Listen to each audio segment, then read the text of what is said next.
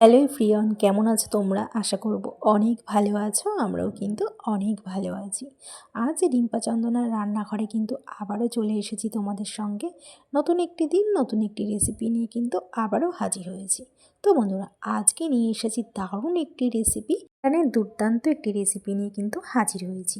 এইভাবে কিন্তু মাটন রান্না করলে কিন্তু খেতে কিন্তু অসাধারণ লাগবে। তাহলে চলো বন্ধুরা, আজকে এই রেসিপিটা তোমাদের সঙ্গে শেয়ার করছি। ভিডিওটা কিন্তু তোমরা একদমই স্কিপ করো না, পুরোটা দেখার জন্য অনুরোধ রইল। এই যে মাটন রান্না করার জন্য আমি এখানে পেঁয়াজ কুচি করেছি, আর নিয়েছি আলু 2 টুকরো করে নিয়েছি, আর কাঁচা পাকা লঙ্কা চিড়ে নিয়েছি, আর এই যে টমেটো বাটা, আদা বাটা, কাঁচা লঙ্কা বাটা আর জিরে বাটা, তো সব কিছু আমি নিয়েছি। আর এই যে পেঁয়াজ বাটা, আর এই যে মাটনটা আমি ভালো করে পরিষ্কার করে ধুয়ে নিচ্ছি। খাসির মাংস কিন্তু একবার যদি ভালো করে ধুয়ে নেওয়া হয় আর কিন্তু ধোয়া লাগে না। তো আমি একবারই কিন্তু খুব ভালো করে কিন্তু মাংসটাকে কিন্তু ধুয়ে নিচ্ছি।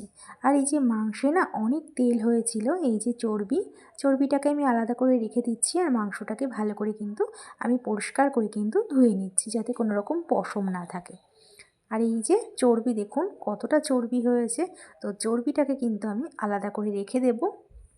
ফার্স্টে আমি মাংসটাকে ভালো করে ধুয়ে কিন্তু একটি পাত্রে তুলে নেব। এই যে আমাদের ভালো করে মাটনটা ধুয়ে নেওয়া হয়ে গেছে। এবার এর মধ্যে আমি দিয়ে দেব আমি এই যে ফার্স্টে আমি এখানে দেব জিরে বাটা দিয়ে দিচ্ছি। ফার্স্টেই আমি সব কিছু আমি শিলে বেটে নিয়েছি।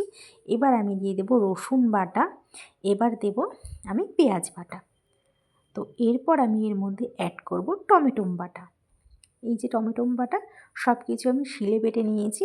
আর এখানে কিছু গুঁড়ো মশলা অ্যাড করব, হলুদ গুঁড়ো, লবণ গুঁড়ো, ধনে গুঁড়ো, আর ঝাল লঙ্কার গুঁড়ো, কাশ্মীরি লঙ্কার গুঁড়ো, আর এই যে আমি টক দই দিয়েছি। তো টক দই দিয়েছি, আর আমি এখানে কাঁচা তেল দিয়েছি। এবার সব কিছু আমার এখানে দেওয়া হয়ে গেছে। এবার খুব ভালো করে কিন্তু আমি হাত দিয়ে কিন্তু মেখে নেব। তো সমস্ত রকমের মশলা আমি এখানে দিয়ে দিয়েছি। দিয়ে এবার খুব ভালো করে কিন্তু মাটনটাকে আমি হাত দিয়ে মেখে নেব। খুব ভালো করে মাখতে হবে। তো খুব ভালো করে মাটনটাকে আমি হাত দিয়ে কিন্তু মেখে নিচ্ছি। তো মটনটাকে কিন্তু আমি খুব ভালো করে এখানে হাত দিয়ে মেখে নিচ্ছি।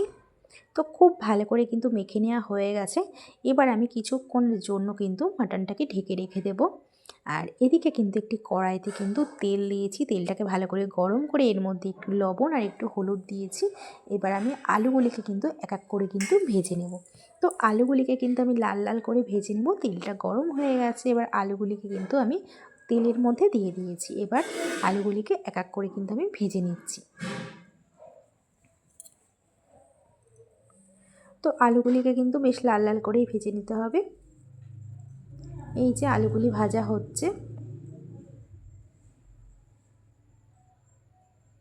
তো আলুগুলি ভাজা হয়ে গেছে। এবার কিন্তু আমি একটি পাত্রে আলুগুলিকে কিন্তু তুলে নিয়েছি। এবার ওই আলু ভাজার তেলে আমি আর একটু তেল দিয়ে তার মধ্যে জিরে, তেজপাতা আর সামান্য একটু চিনি দিয়েছিলাম কালারের জন্য, দিয়ে খুব ভালো করে ফোড়নটাকে নাড়াচাড়া করে এবার আমি এর মধ্যে পেঁয়াজ কুচি দিয়ে দিয়েছি। পেঁয়াজ কুচি দিয়ে কিন্তু খুব ভালো করে কিন্তু পেঁয়াজটাকে কিন্তু আমি ভালো করে ভেজে নেব। তো দেখো ফোড়নের মধ্যে পেঁয়াজ দিয়ে দিয়েছি। আর পেঁয়াজটাকে কিন্তু আমি বেশ লাল করে ভেজে নেব। আর এদিকে কিন্তু মাংসটাকে কিন্তু আমি ম্যারিনেট করে রেখে দিয়েছি, আর এদিকে আমি পেঁয়াজটাকে কিন্তু খুব ভালো করে কিন্তু ভেজে নিচ্ছি। এবার কিন্তু ম্যারিনেট করে রাখা মাটনটা কিন্তু আমি দিয়ে দেব। দিয়ে কিন্তু খুব ভালো করে কিন্তু কষিয়ে নেব।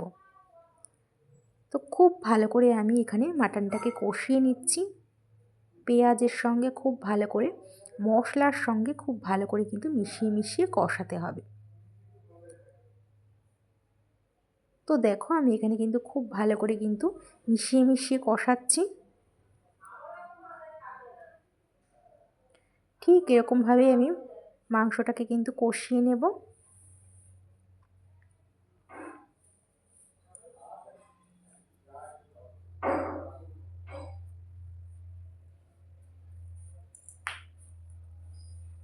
তো দেখো খুব ভালো করে কষিয়ে নেওয়ার পর আমি এখানে কিন্তু দিয়ে দেব এই যে আদা আর কাঁচা লঙ্কা বাটা।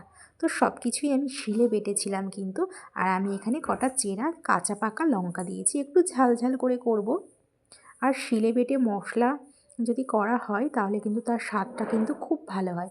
যে কোনো জিনিস যদি শিলে বেটে করা হয় তাহলে কিন্তু রান্নাটা কিন্তু খুব ভালো লাগে। আর আমার বিশেষ করে মাংসতে যদি মশলাগুলি একটু শিলে বেটে নেওয়া হয় তাহলে আমার খুব ভালো লাগে। তো তো দেখো আমি এখানে খুব ভালো করে কিন্তু মাংসটাকে কষিয়ে নিচ্ছি।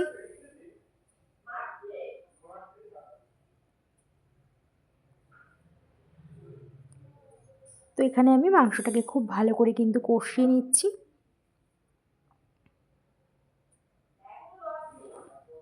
দেখো খুব ভালো করে আমি মাংসটাকে কষিয়ে নিচ্ছি। আর এদিকে কিন্তু আমি মাংসের চর্বিটাকে আলাদা করে রেখেছিলাম, যেহেতু এটা নরম। এর জন্য এটাকে আমি ভালো করে ধুয়ে পরিষ্কার করে এবার এই যে ছোটো ছোটো করে আমি হাত দিয়ে এখানে ছিঁড়ে নিচ্ছি। এবার কিন্তু মাংসের ওপরে আমি দিয়ে দেবো। আর এই চর্বিটা খেতে কিন্তু খুব ভালো লাগে, খুবই সুন্দর লাগে খেতে। তো আমি চর্বিটাকে ছোটো ছোটো করে কিন্তু ছিঁড়ে দেবো। এটা আমার খুবই ভালো লাগে খেতে, বিশেষ করে মাংসের থেকেও কিন্তু আমার চর্বিটা খেতে বেশি ভালো লাগে। তো এবার চর্বিটাকে দিয়ে আমি খুব ভালো করে কিন্তু আবারও কষিয়ে নেব। তো দেখো আমি কিন্তু মিশিয়ে মিশিয়ে খুব ভালো করে কিন্তু মাংসটাকে কিন্তু কষিয়ে নিচ্ছি। এবার কিন্তু আমি ভেজে রাখা আলুগুলিকে কিন্তু মাংসের উপরে দিয়ে দেব।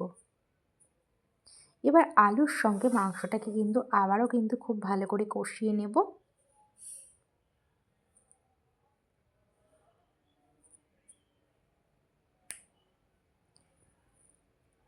তো কষানোটা খুব ভালো করে কিন্তু করতে হবে, তাহলে কিন্তু রান্নাটা কিন্তু খুব ভালো হয়। কষানো ভালো না হলে কিন্তু রান্না একদমই ভালো হয় না। তো এবার কষানোর পর আমি এখানে কিন্তু কড়াই থেকে নামিয়ে দিয়েছি। এবার কিন্তু আমি প্রেসারে দিয়ে দেব। তো মাংস আলু সব কিছু কিন্তু এবার আমি প্রেসারে দিয়ে দেব। তো মাংসটাকে আমি প্রেসারের মধ্যে দিয়ে দিয়েছি। এবার একটু মশলা ধোয়া জল দিয়ে আমি কিন্তু প্রেসারের মুখটাকে কিন্তু আটকে দেবো। আমি এখানে কিন্তু প্রেসারের মুখটাকে ভালো করে আটকে 5টা সিটির জন্য কিন্তু অপেক্ষা করতে হবে। আমি এখানে 5টা সিটি দেবো, তাহলে খুব ভালোভাবে কিন্তু মাটনটা কিন্তু সেদ্ধ হয়ে যাবে। এই যে 5টা সিটি দেওয়ার পর কিন্তু খুব সুন্দরভাবে কিন্তু মাটনটা রান্না হয়ে গেছে। দেখুন কত সুন্দর একটি কালার এসেছে, আর দেখতে কিন্তু খুবই ভালো লাগছে। এই যে চর্বি, মাংসের চর্বিও আছে সঙ্গে। তো এবার কিন্তু আমি এখানে শিলে বাটা কিন্তু লবঙ্গ, এলাচ, দারচিনি, গরম মশলাটাকে আমি খুব ভালো করে শিলে বেটে নিয়েছি। এবার গরম মশলাটাকে আমি দিয়ে দেবো মাংসের মধ্যে, দিয়ে কিন্তু খুব ভালো করে আমি নাড়াচাড়া করে নেব। তো এই যে তৈরি হয়ে গেছে আজকে আমাদের দুর্দান্ত একটি রেসিপি। তো মাটনটাকে এইভাবে একবার রান্না করে দেখুন বন্ধুরা, দুর্দান্ত লাগবে খেতে। তো আজকের এই মাটনের রেসিপিটা তোমাদের কেমন লেগেছে? আজকের রেসিপিটা যদি তোমাদের ভালো লেগে থাকে তাহলে কিন্তু অবশ্যই একটি কমেন্ট করে জানিও যে তোমাদের কেমন লেগেছে। তো বন্ধুরা আজ এই পর্যন্তই, আবার দেখা হবে নেক্সট ভিডিওতে। ততক্ষণ তোমরা সুস্থ থেকো, ভালো থেকো।